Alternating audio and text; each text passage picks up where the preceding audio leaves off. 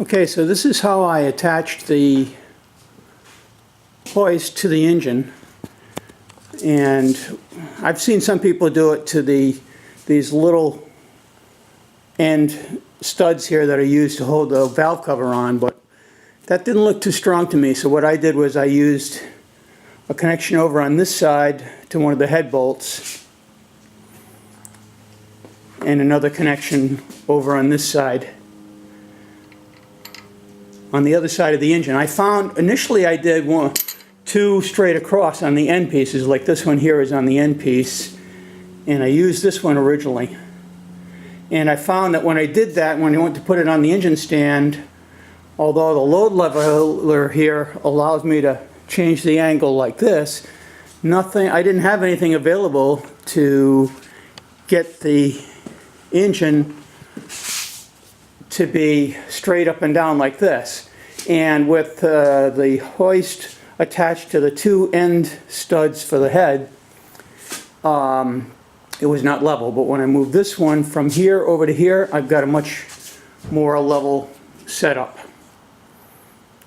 for balancing the engine, keeping it straight. Because when I put it back, I want it to be not at a tilt this way, because I've got to get the bolts to line up with the bolts in the transmission. Transmission's not going to tilt that way either, so it's got to be relatively straight. Okay, here is, I have removed the engine, and I've mounted it on an engine stand. And I used a method for mounting it that I saw on mgaguru.com. And I got some high tensile strength, the maximum I could find bolts to go through here. These are, I had to use 5/16 bolts over here. I couldn't use larger because the hole in the plate over here is only 5/16. This is the original plate that connected the back of the car to the transmission. There's 7 holes that connect it. And I removed the clutch before I mounted it first, and I couldn't move it, so I took it off, suspended it on the hoist, and removed the clutch because I wanted to be able to turn the engine with the crank in the front, and the pins from that locate the clutch were interfering with the bolts here originally because I didn't have 2 spaces over here, I had 1, and couldn't get it even on with the clutch. So the clutch came off over on this face, and then while the engine is suspended, you set up these things to mount the engine. Pretty sturdy. Not too worried about it falling over or anything. Very sturdy engine stand that we got. Here's a look. I've removed the head. Here's a look at the cylinders. At first I thought they were pretty grody, but they turn very nice and smooth.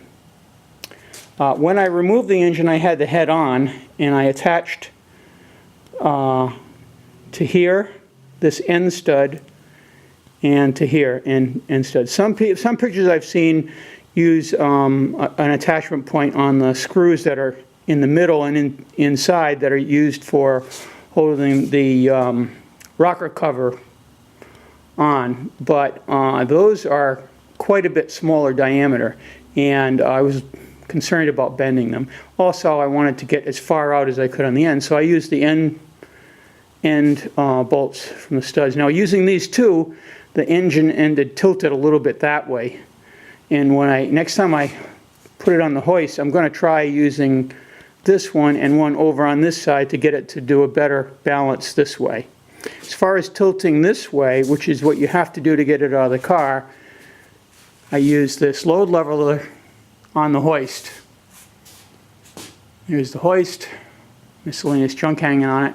Here's the load leveler, and you can adjust this screw over here. You can put it on either side, this way or that way, to adjust the angle of the engine. And when you're taking the engine out, it's got to be brought out at an angle to clear the steering rack. And so I'll talk more about that later, but that's the hoist setup for taking the engine out. It turned out it was quite easy to do. I actually did it almost completely alone. The only help I had was the last 5 minutes.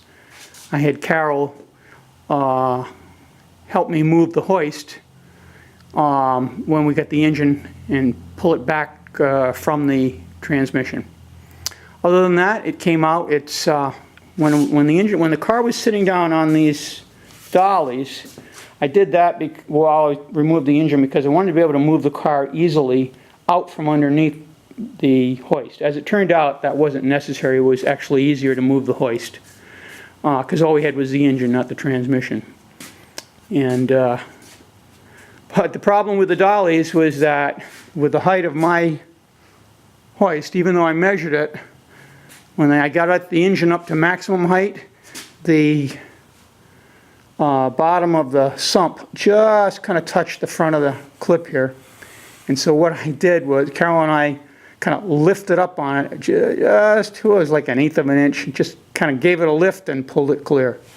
But when I've got a painted car, put the engine back, I'm not going to use the dollies because I'm going to pick up an extra 2 or 3 inches of height, and I won't have that problem. Okay, here's a little wooden box that I made to support the engine while we put it in the pickup and take it to the engine rebuilder.